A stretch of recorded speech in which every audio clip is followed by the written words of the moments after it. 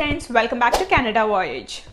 In this video, I am going to be discussing about one of the most essential possessions while you are in Canada, a car. If you've seen my earlier videos, I've always mentioned that having a car and being able to drive in Canada is not a luxury, but it is a necessity. A car is a must if you arrive in Canada with kids. If you're single or a couple who are yet to have kids, then you will be able to manage with public transportation. Or you can also rent a car if you hold a G2 or a G license. Now, once you decide to have a car, there are multiple questions that will run into your mind. Do you need to lease a car, or can you buy it outright, or would financing be a better option? The next question would be, do you need a new car, or will you be able to manage with a used car? So in this video, I am going to be giving you the pros and cons of each of these options, which I hope will help you decide. Now let's look at the various options to own a car. Number 1 is to buy a car through financing. Number 2 is to get a car through leasing. Number 3 is buy it outright. Since this is self-explanatory, I am not going to be discussing in detail about the third option. So for now, let's get to the details of the first option, buy a car through financing.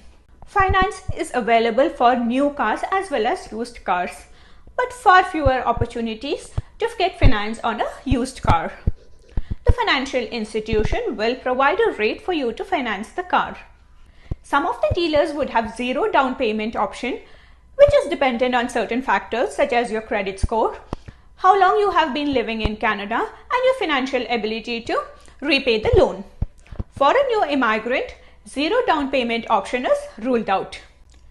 You will make monthly or bi-weekly payments until you pay off the total value of the car and you are free to own it.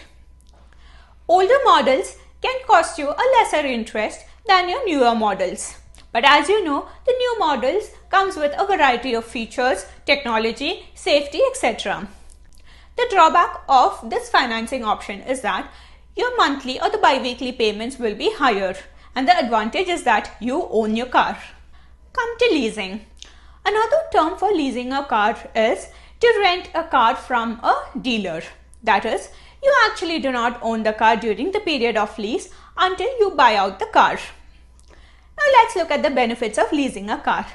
The first benefit is that you get to drive a brand new car.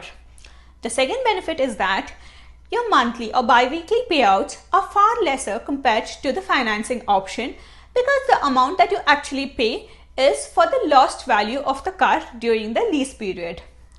And the next benefit is that you can walk out of the lease anytime by returning the car to the dealer.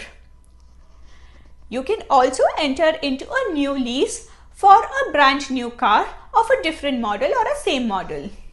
The drawbacks are you do not own the car until you buy out the car. Money that you have paid during the lease period is for the usage of the car only, and so do not expect to get any money in return while you end the lease. The next drawback is that annual or lease period kilometer limit is applicable. For example, 100,000 kilometers for 5 years, etc. Most importantly, you will have to take good care of your car. Any damages to the car will be recovered from you. So do remember to take very good care of your car if you're going for a leasing option. Once you have decided on which option to select to buy a car, then the next thing that comes to our mind is, do you need to buy a new car, or would you be able to manage with a used car? So let's evaluate if a new car or a used car is a better option. I have put out a table here for you with 7 criteria. So let's take a look at it. The first criteria is the price. New vehicles will be more expensive. Used vehicles will have much more affordable selling price. The next criteria being payment. New vehicles can be leased, financed, or bought outright. Used cars cannot be leased, have fewer opportunities to get financing, but are easier to buy outright because they are cheaper. Next criteria being the warranty. As you know, new vehicles come with new warranties as standard, so you have coverage for defects and maintenance. Only certified pre-owned used vehicles will come with a warranty. Otherwise, you will have to buy extended warranty at an extra price. Now with regards to the condition. New vehicles, brand new condition, any defects will be covered by warranty. Used vehicles, you will likely not know the full history of the used car and its wear and tear or mechanical issues. Next, where to buy. New vehicles can be bought only from a dealership. Used vehicles can be bought from a dealership or a private seller. With regard to the features, as it is evident, new vehicles have the newest features, options, technology and safety. Older vehicles have older features, options, technology and safety. Incentives. You can get good deals from the manufacturer. Used vehicles are priced by the dealership or the seller. As a newcomer to Canada, buying a new car outright by making the full payment is not feasible. You will need a year or two to arrange for the money because you will also have to save to buy a home.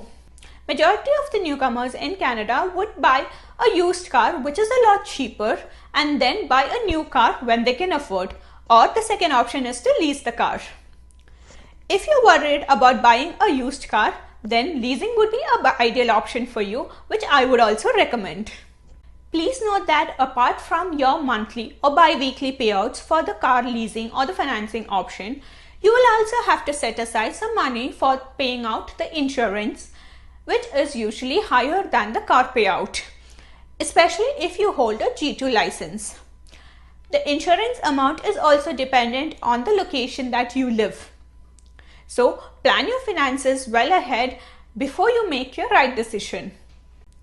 I hope this video has been helpful in making a right decision. If you do like the content of our channel, please feel free to join the Canada Voyage family.